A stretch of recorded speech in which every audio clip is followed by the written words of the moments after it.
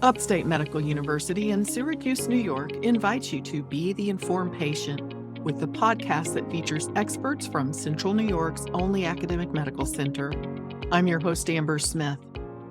Medical scientists don't really understand why the most common and most serious type of lupus develops or persists in people, but they are beginning to learn more through a branch of biology called immunometabolism. Here to tell about this is Dr. Andras Perl, a distinguished professor of medicine at Upstate and also the chief of rheumatology, and Dr. Marlene Marte, who's in her second year of fellowship training in rheumatology at Upstate. Welcome to The Informed Patient, both of you. Thank you. Thank you, Amber. You both published a paper in the journal Clinical Immunology recently that focused on systemic lupus erythematosus, which I may not be saying correctly. Can you explain briefly who's affected by this disease? Sure. So lupus is just a type of what we call an autoimmune disease. And this is just what happens that the immune system, instead of killing only the bad cells, it also starts attacking your own healthy cells. And this is what we call an autoimmune response. And in lupus, it can affect pretty much any organ, causing a wide variety of symptoms. The reported prevalence in the United States is about 20 to 150 cases per 100,000 people in the US, and it's more seen commonly in women. So it is more common in women. What age range do you start seeing this in people? The median age, depending on the studies, is something around 16 to 55. And it's more prevalent in people of Asian, African American, and Hispanics, and again, especially in women. So how does this diagnosis impact the lives of people? Patients with lupus are going to have it for the rest of their lives, and it might be severe or it might be mild. So depending on the symptoms and how it progresses, every patient is going to have a different prognosis. But in general, we have good management, and hopefully we're able to treat them adequately. So we do have treatments that are helpful at this point?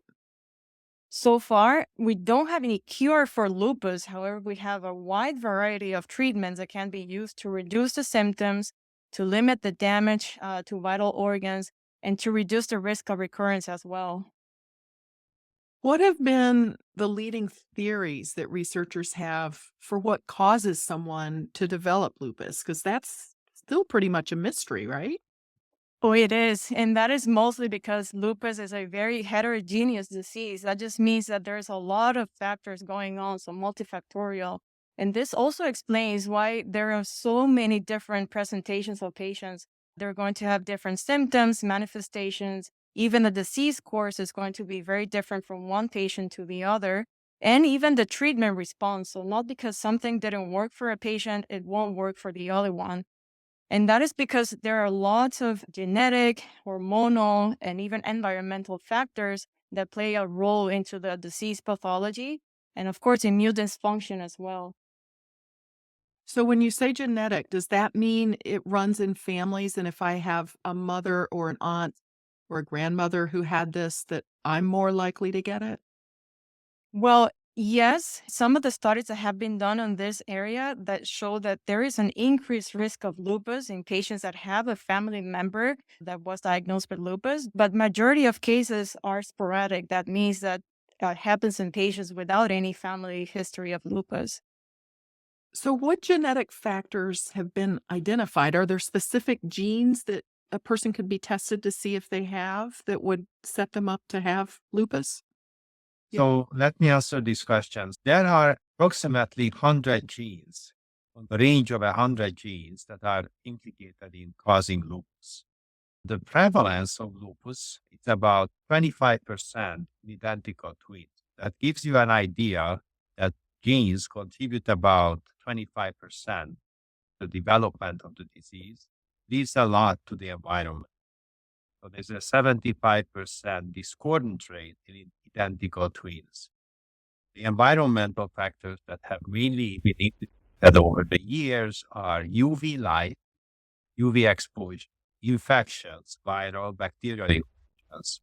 And now, as we realize from this paper, we study metabolism, but metabolism also has a significant role in triggering disease. So these are the main factors that put development. In terms of genetics, lupus is about 4 to 5-fold more common in African Americans than Caucasians, and the disease tends to be more severe. So the genetics, ethnicity and genetics also has an important role in lupus, besides hormonal factors. The prevalence rate is about tenfold greater in females than to males, which is attributed to estrogen to a large degree. Not only estrogen, X chromosome also plays a role. Well, let me ask you real quick before because I know we're going to get into the immunometabolism more, but you mentioned the exposure to UV light. That's the light we get from the sun, right? So everyone's exposed to that. Everyone is exposed to that. So one of the diagnostic criteria is actually sensitivity to UV light. People who get easy sunburn constitute one factor contribute not only to the disease development, but also to our ability to diagnose the disease. As part of the causation, we remind patients to protect themselves from UV light, either wear UV-resistant clothing or both UV-resistant clothing as well as sunscreen. Put it on every day, even in the winter. This is Upstate, the Informed Patient podcast. I'm your host, Amber Smith. We're getting an update on research into lupus with Upstate Rheumatology Chief Dr. Andras Perl and Dr. Marlene Marte, who's in her second year of fellowship in rheumatology at Upstate. So, Dr. Perl, can you describe the field of immunometabolism? I think that's a kind of a new word for people. Yes, the immunometabolism is actually a new field. We at Upstate actually started to develop this field over 20 years ago. Our laboratory discovered something called mitochondrial dysfunction. Mitochondria are little organelles within the cell that create energy, chemical form of energy, using oxygen and glucose and other metabolites like fat to create ATP, which is a chemical fuel that most cells use. Lupus patients have dysfunctional mitochondria, and they don't produce enough ATP. ATP is like gasoline within the cell. The cell don't make enough ATP. As a result, they are deficient in certain functions that depends on mitochondrial production of ATP. Others have looked at other metabolic pathways over the years. Immunometabolism actually has become a very hot field, not only in lupus research, also in cancer research. Our laboratory also conducts some overlapping studies in models of cancer. So metabolism is actually a very important factor in disease development, including lupus and other diseases. But it's not only confined to this disease. This new discipline called immunometabolism actually has relevance to many other diseases, including cardiovascular disease and cancer. So let me ask you, if a person's immune system was functioning properly, how would it or how should it react to lupus? Is there something that it should do to prevent lupus from causing any damage? That's an excellent question. So the immune system has checks and balances. They were not developed rationally, but evolution plays an important role in this. One arm of the immune system is called regulatory cells. There are regulatory cells within different cellular compartments. The two main teams are the T cell team and the B cell. Also, these types of cells have subsets that downregulate immune responses. So one of the defects in lupus is known to be a deficiency of regulatory T cells that downregulate immune responses. And these cells are actually highly dependent on mitochondrial metabolism. So what I just mentioned, that deficient mitochondrial metabolism is a cause of lupus, but in particular, it's a cause of the dysfunction of so-called regulatory T cells, normally downregulate immune responses. As you imagine, you get an infection, your immune system is revved up, makes a lot of antibodies and cells proliferate in response to an infectious organism. Your lymph nodes swell up, you have fever, or inflammatory response team is upregulated, And once the infection is gone, the steam has to be regulated. So lymph nodes are no longer swollen. Something reverses the mechanism, and these are the regulatory T cells. And these types of cells are deficient in lupus, and these cells depend on mitochondrial metabolism. That's an important link between inflammation and metabolism, with a particular role in lupus. I could talk about this being also important in cancer. They are important in cancer. For example, these regulatory cells, when they are very, very active, it downregulated responses and promote cancer. In fact, there is a new field called checkpoint inhibitors that revolutionize the treatment of cancers by blocking these regulatory T cells and unleashing effector T cells. In fact, these treatments trigger autoimmune diseases in the setting of cancer treatment. So these autoimmune diseases, in fact, can include lupus. So immunometabolism is very important, not only for autoimmune disease and lupus, but also for cancer and cardiovascular diseases, which is not the topic of discussion today, but one needs to realize that this is a really important new field, which covers not only autoimmunity, but other important diseases. Now, you use the term downregulating. What does that mean?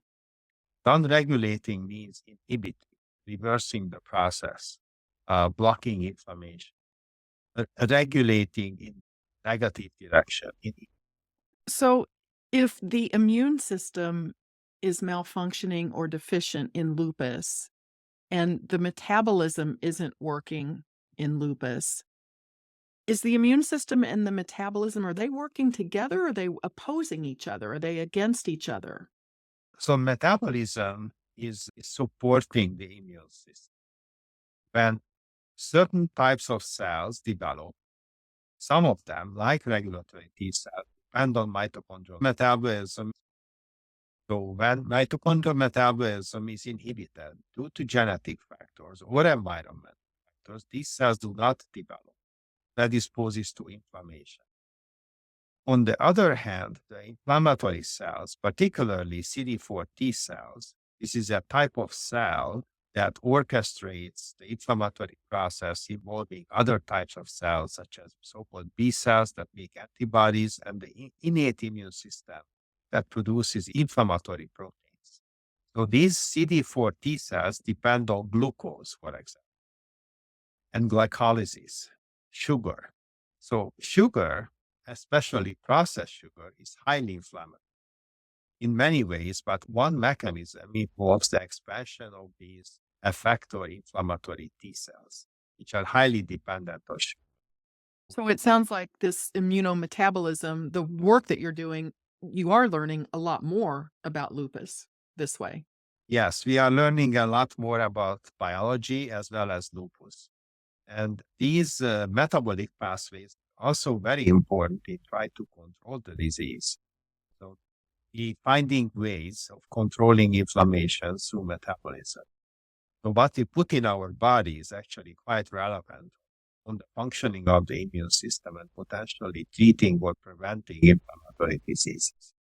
Let me ask Dr. Marte, can you give me a rundown of some of the studies that are underway that are showing the most promise? Absolutely. Currently, there is one that is actually very promising. They're studying a medication called deucravacitinib. It's basically a TYK2 inhibitor, which is one of the pathways that has been implicated in lupus. And again, this medication that has been shown to be effective in psoriasis, for example, has been showing very good promises in lupus patients as well in the clinical trial. And more of the future, I think it is very promising. I think that now that we understand a little bit better the pathophysiology of lupus, we have been able to do a more targeted approach in terms of treating. So, for example, now we're getting more genetic testing, at least in Upstate, for our patients to understand a little bit better their patient profile, which is completely personalized.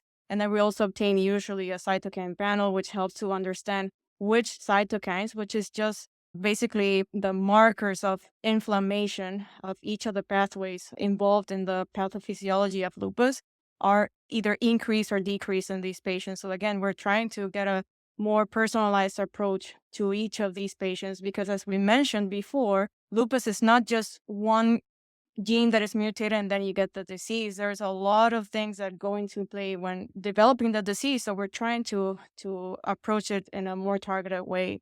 And there's even this new, that Dr. Perl may comment on as well, this new effort that we're trying to put together in getting CAR T cells therapy, which is one of the latest advances that we have in rheumatology. In fact, I think the whole field is very enthusiastic about this treatment, where basically patients give their own cells. They're pretty much engineered, I would say, in a lab.